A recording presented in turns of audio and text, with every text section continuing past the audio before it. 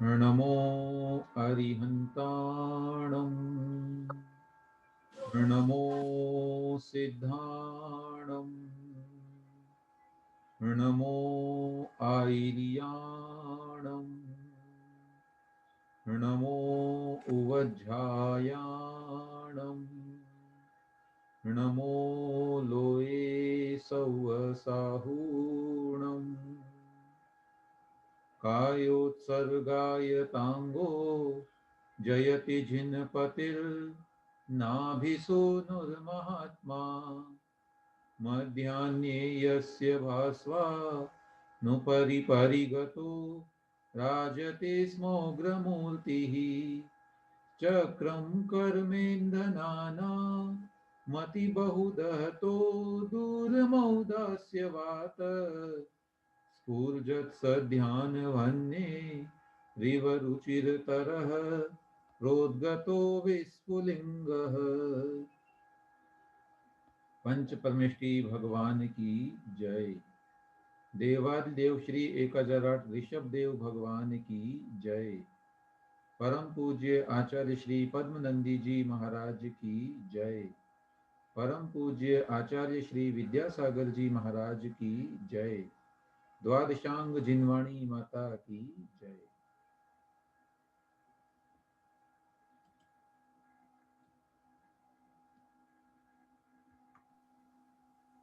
थोड़ा रिवीजन पहले का करके आगे बढ़ते हैं, कुछ प्रश्न आपसे पूछ लेते हैं।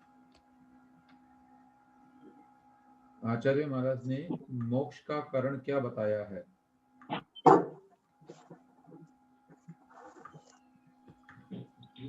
मन वचन काय की विशुद्धि। नहीं, कल हमने जो पढ़ा था उसके आधार पे रत्नत्रय के द्वारा रत्न जी जी जी रत्नत्रय को मोक्ष का कारण बताया है। ठीक बात जी।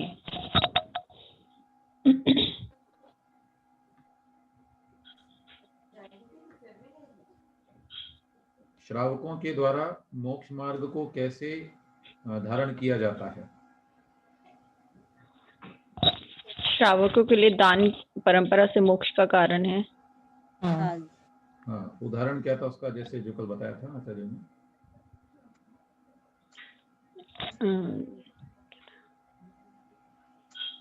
आचार्य ने कहा था कि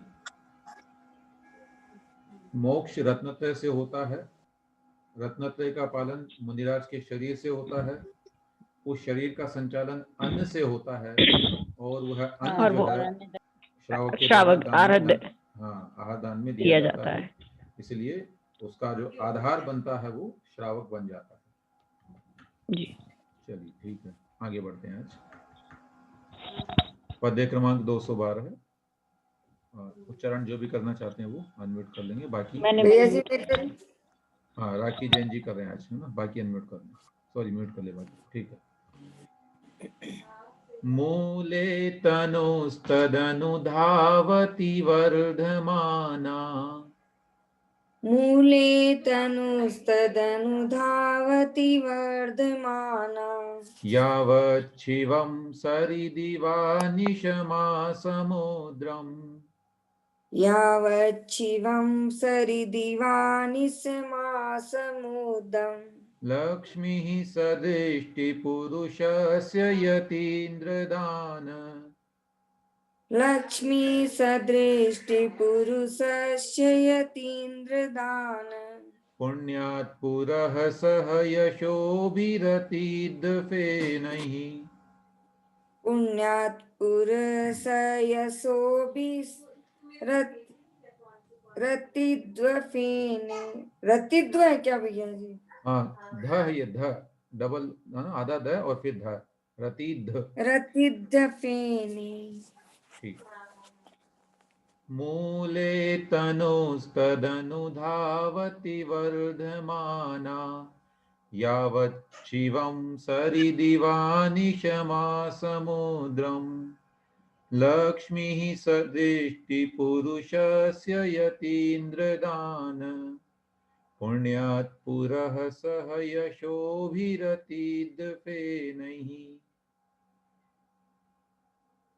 मूले तनुः तत् अनु धावति वर्धमाना यावत् शिवम यावत शिवम था, यावत शिवम सरित इव अनिशम आ समुद्रम।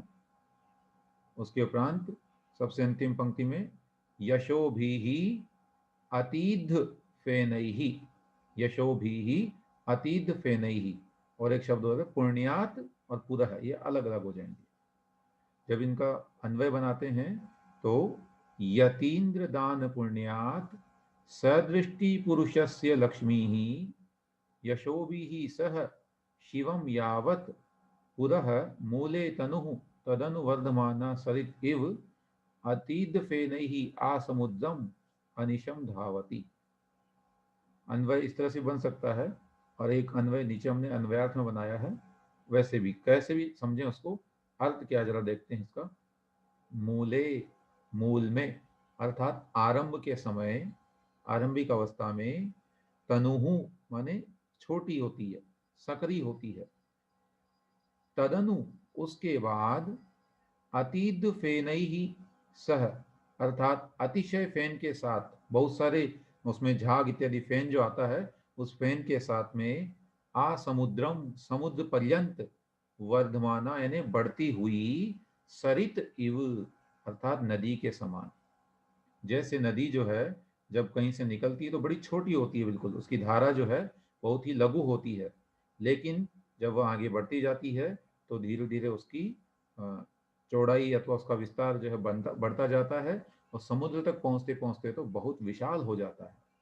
उसी प्रकार यतीन्द्र दान पुण्यात, मुनिराज को, यतीन्द्र माने जो यतियों के स्वामी अर्थात श्रेष्ठ मुनिराज हैं, उनको दिए गए दान पुण्यात, दान के द्वारा जो पुण्य मिलता है, उस पुण्य से सदृष्टि पुरुषस्य, सम्यक दृष्टि पुरुष की, लक्ष्मी ही उसकी लक्ष्मी कैसी होती है, पहले तो कम होती है लेकिन धीरे धीरे बढ़ते बढ़ते, यशो भी ही सह यश के साथ में, कीर्ति के साथ में, शिवम यावत है ना, शब्द आया था ऊपर, यावत शिवम, अलग अलग करने से यावत शिवम यानी मोक्ष तक, अनिशम निरंतर लगातार, पुरह धावती आगे आगे दौड़ती है, आगे आगे चलती रहती है। अर्थात कहने का भाव ये हुआ कि जैसे पहाड़ से नदी निकलती है, वहां पर यद्यपि नदी की धार पतली होती है, परंतु समुद्र पर्यंत जिस प्रकार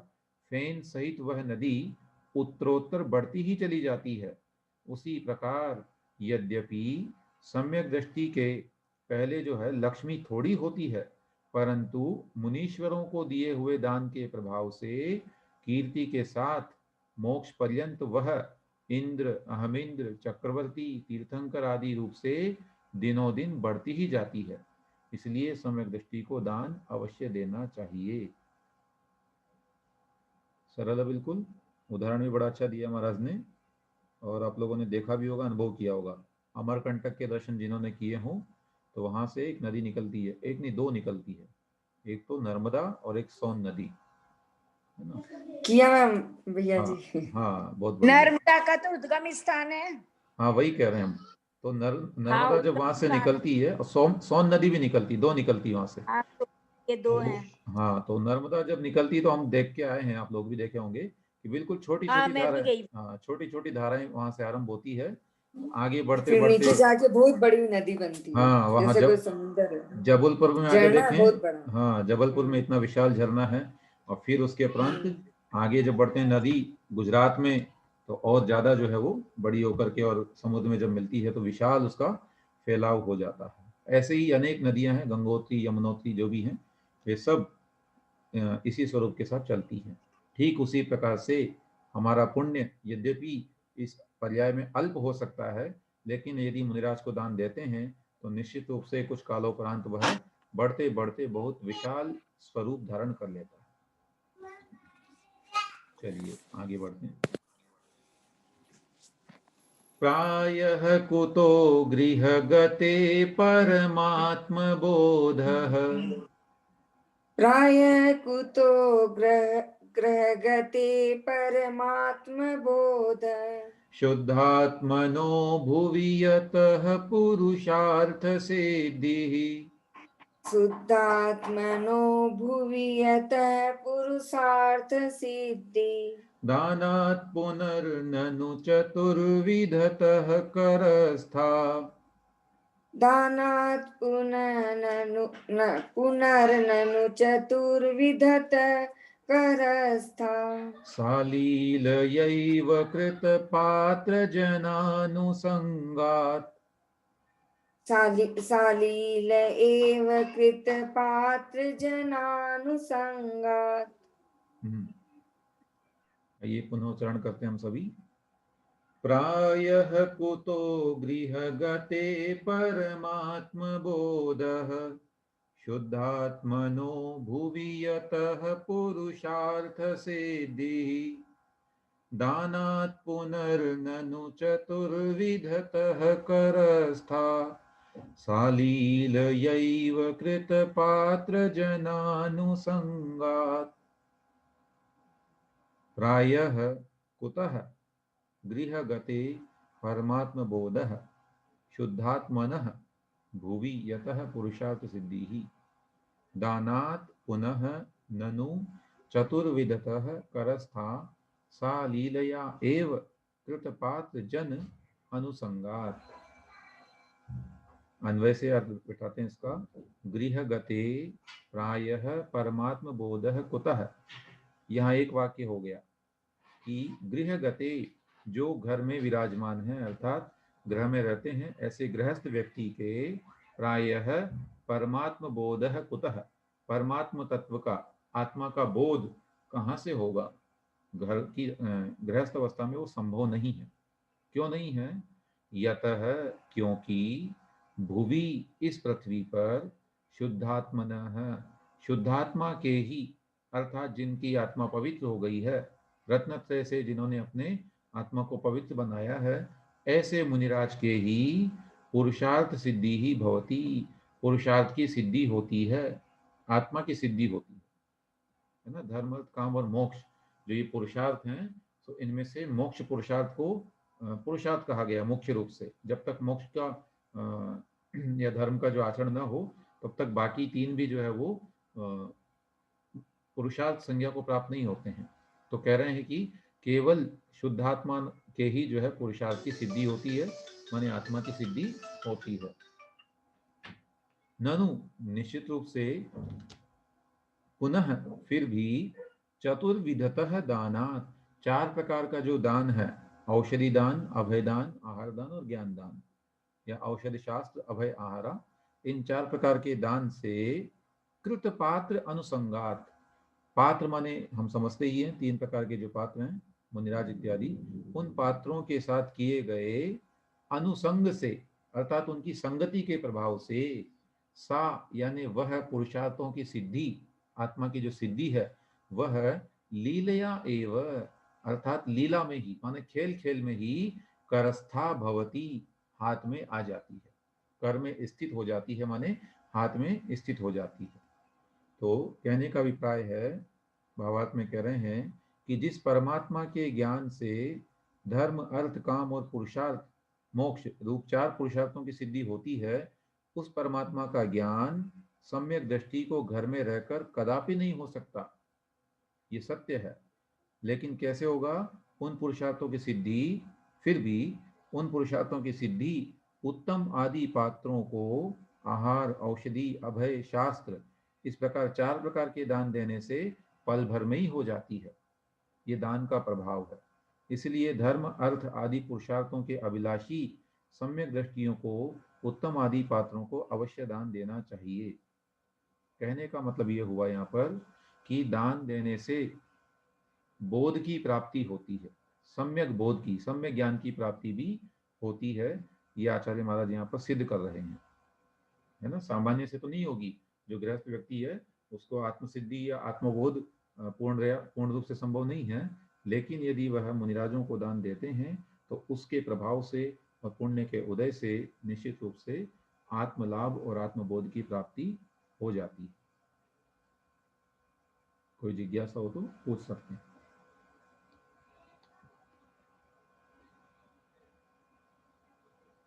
चलिए आगे बढ़ते हैं।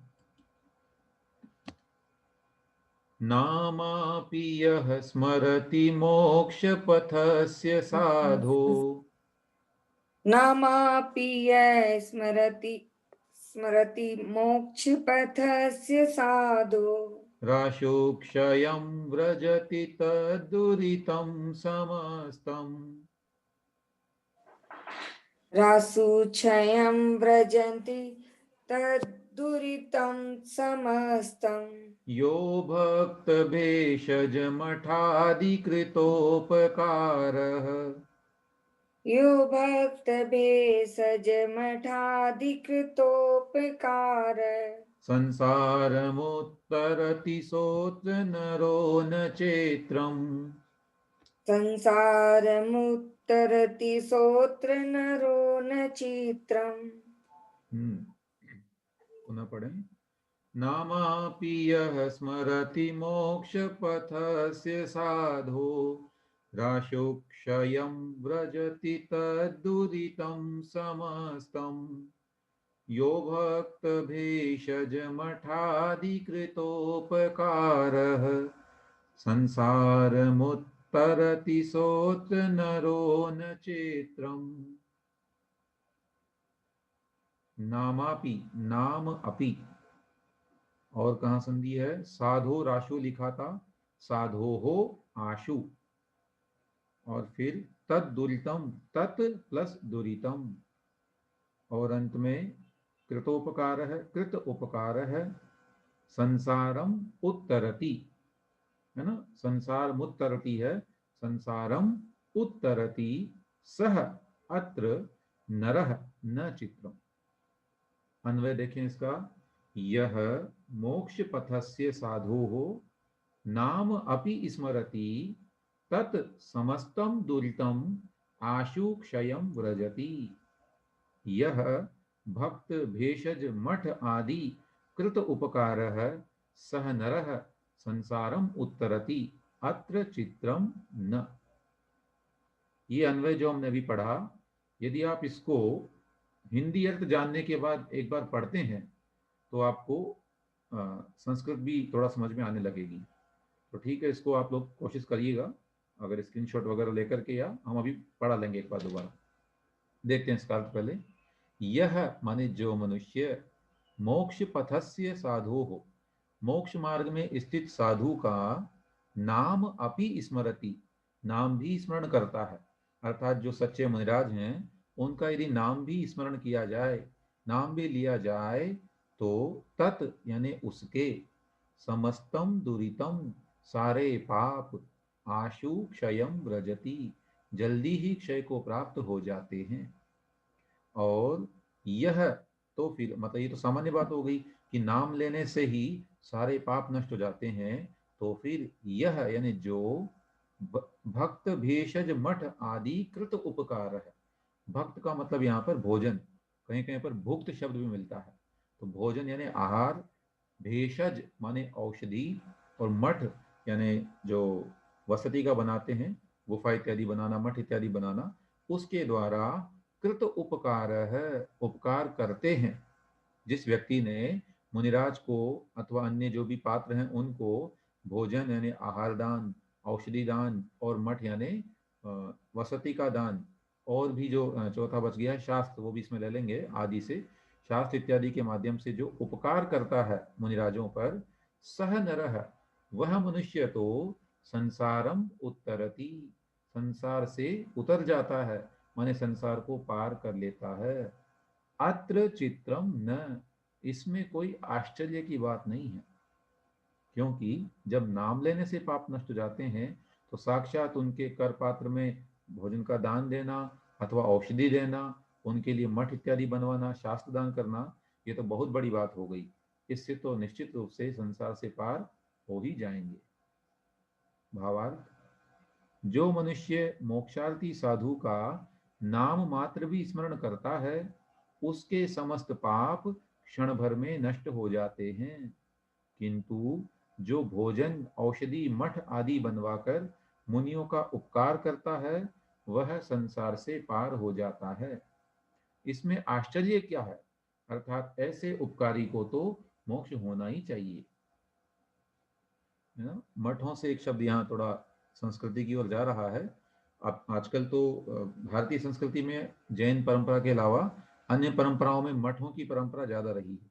वहाँ पर गुरुकुल को भी मठ कहा जाता था, जिसमें गुरु के साथ में अनेक शिष्य जो है आश्रय को प्राप्त होकर के और वहाँ अध्ययन करते थे, और आसपास के गांव शहर के लोग आकर के उन मठों में दान करते हैं। वहाँ हमने ऐसे आज भी वर्तमान में भी ऐसे मठ चलते हैं, गुरुकुल चलते हैं, जहाँ पर ऐसी व्यवस्थाएं हैं। वहाँ लोग वेद इत्यादि पढ़ते हैं और बाहर के लोग फल फ्रूट लाते हैं, जब भी आते हैं तो अपने साथ में गुरु को समर्पित करते हैं, वहाँ के देवों को समर्पित करते हैं, अन्न भी देते हैं, वस्त्र भी देते हैं। इस तरह से वहाँ के जो रहने वाले रहवासी हैं, विद्यार्थी इत्यादि, उनका वे पोषण करते हैं। ऐसी भारतीय संस्कृति हमारी रही है।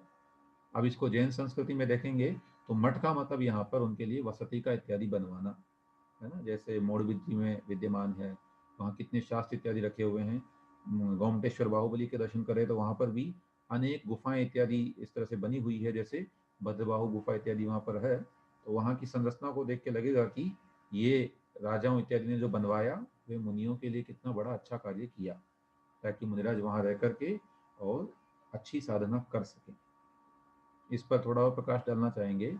आज भी कई लोगों की ऐसी धारणा है कि सच्चे मुनिराज तो जंगलों में रहते थे, शहरों में उनको नहीं रहना चाहिए, लेकिन यह यथार्थ नहीं है, पूर्ण सत्य नहीं है।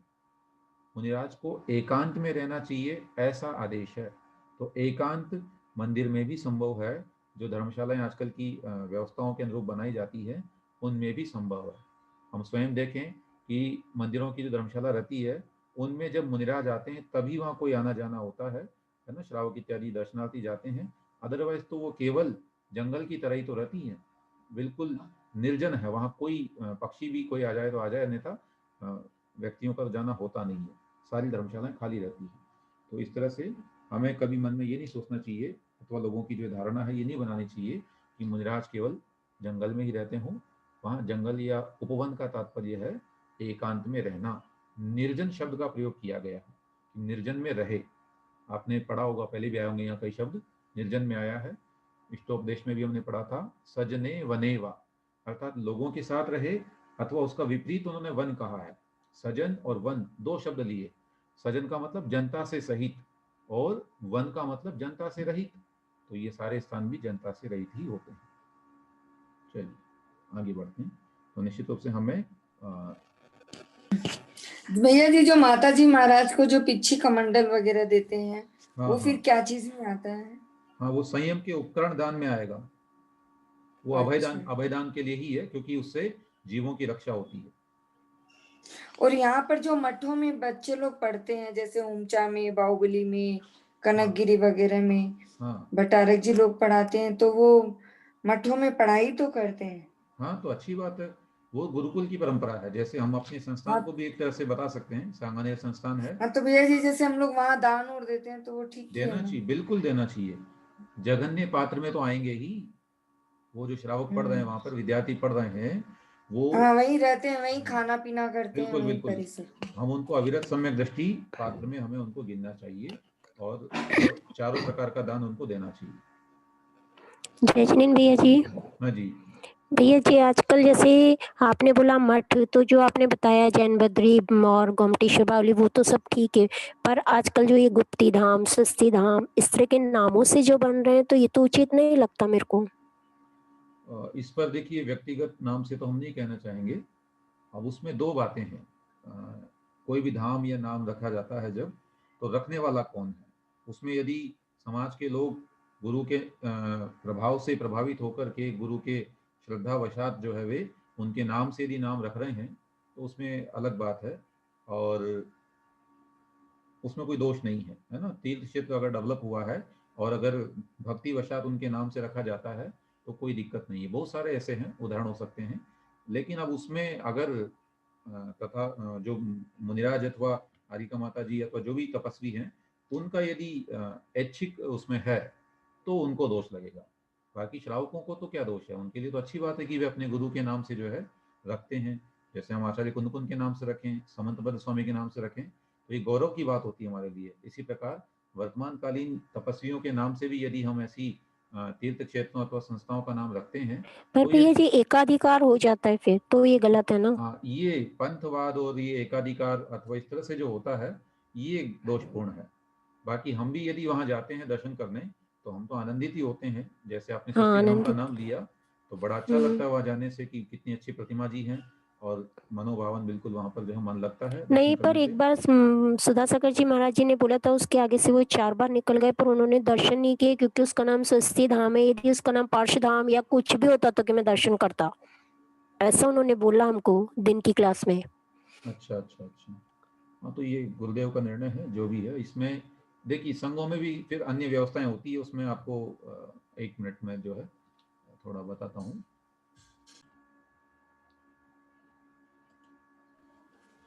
किं ते गृहाः किमिह ते गृहिणोऽनुयेषा किं ते गृहा किमिहि ते गृहिणोऽनु एषा मन्तर्मनस्सु मुनयो न हि सञ्चरन्ति मन्तर्मनस्सु मुनयो न हि सञ्चरन्ति साक्षादथ स्मृतिवशाच्चरणोदकेन साक्षादथ स्मृतिवशाच्चरणोदकेन नित्यं पवित्रितधराग्रशिरः प्रदेशाः।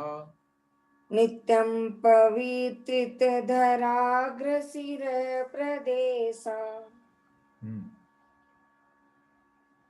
किं ते गृहाः किमिह ते गृहिणोऽनुयेषा मन्तर्मनस्सु मुनयो न हि सञ्चरन्ति साक्षादथ स्मृतिवशाच्चरणोदकेन नित्यं पवित्रितधराग्रशिरः प्रदेशाः। किम ते गृहाः, किम इह, किमिह लिखा है, किम इह ते गृहिणः नु येषाम् अन्तः मनस्सु मुनयः न हि सञ्चरन्ति साक्षात् अथ स्मृतिवशात् चरण उदकेन नित्यं पवित्रित धराग्र शिरः प्रदेशाः।